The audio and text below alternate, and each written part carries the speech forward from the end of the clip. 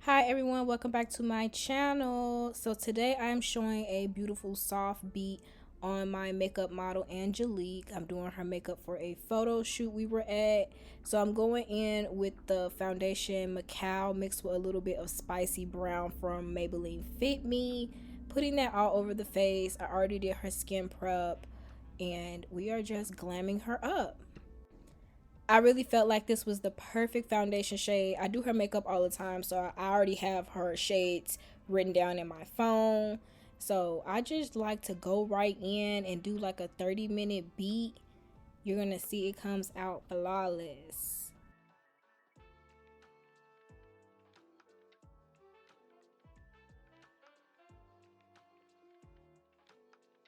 Milani Perfecting Conceal Concealer for the concealer today.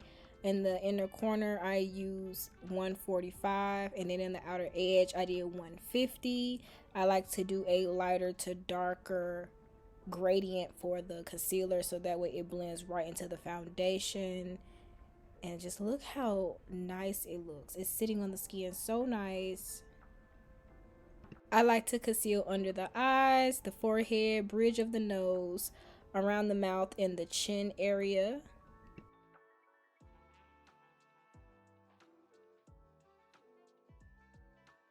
I'm using the black opal foundation stick for a contour. I do not know what shade, but I'll go ahead and link the video of when I made the kit so you can just see the gradients that I have of it. And I just like to pat this on with like a small brush so that way it's already kind of blending into the foundation. It's less work for me. I like to work smarter and not harder. Sculpting that nose up, I'm giving her that button nose because her nose is already kind of shaped like that. This is the Charlotte Tilbury setting spray. I like to spray this at shoots because it just gives that all day coverage and that mattifying look.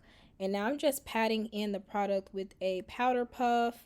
Again, I like to use a powder puff over a beauty blender or a brush because it does not soak up the product and it leaves a seamless finish. You don't have all of that product on your powder puff. It's on the client's face instead, so you're not wasting any product. And just look how everything just melting in, like no lines. You don't have to wet anything because when you think about it and you're using a beauty blender at a photo shoot, where is there a sink? In the bathroom. Where is the bathroom? All the way down the hall. Like, I don't have that type of time, so I like to just use a powder puff to keep it simple. Plus it can really get in that eye area. Like, look at that. She's not doing all that tearing up. She's not trying to blink or anything when I'm blending it out. It's literally all blending right in. Blending out that nose contour with a smaller brush. I just like to blend it kind of downward just to blend it into the foundation and into the concealer. I didn't want to sculpt it up too much because I hate when it's too sharp. So I just kept everything looking very natural.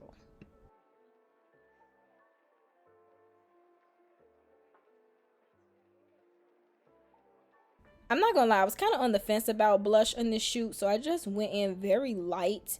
This is the Milani blush in the color, I believe coral, or is it berry? I think it's in berry. But you see I'm going over it with the powder puff because I don't want it to be too pink. Here is my number one makeup tip. Before you set that under eye, make sure you blend out the creases.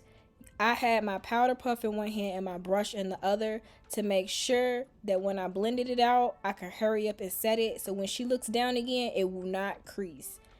Making sure. Go ahead, girl, look up for me. And I already got the powder on the powder puff ready to go. Like, one and done.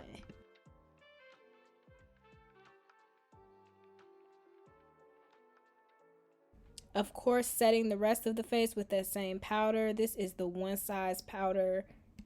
The shade is dark, deep, perfect for her complexion. I didn't want to go in too translucent because sometimes that can look a little ghostly. I like to keep it a little bit closer to the skin tone when I'm using a setting powder. And she's looking like that because we were having a really good conversation. We always be chopping it up. You see, like, we always cracking jokes and, you know, really getting into the look, really making sure I'm listening and talking to my clients. I'm using the Black Radiance contour palette in the medium deep one, and I'm just using that contour shade in every area that I went ahead and used contour on. I'm just setting everything right now, making sure that powder is blending with the contour.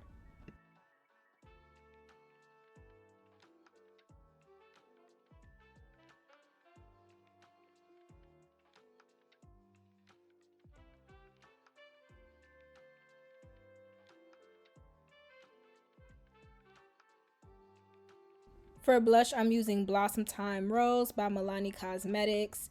Perfect for her complexion. It's not too pink. And y'all see how the look is already coming out so glowy and natural looking. It was exactly what I wanted.